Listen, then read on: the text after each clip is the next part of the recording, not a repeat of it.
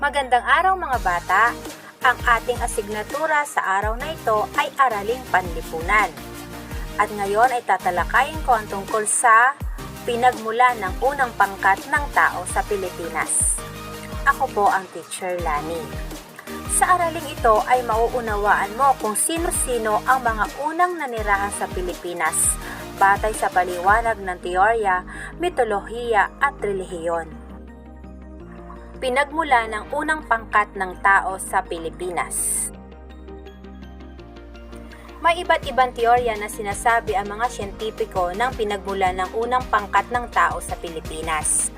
Teorya ng core population ni Felipe Landa-Hocano. Nagmula sila sa Timog Silangang Asya batay sa pagkakatulad ng mga labi ng Tabonman, isang Homo sapiens at iba pa. Ngunit ayon sa pag-aaral, may nauna pang nanirahan dito at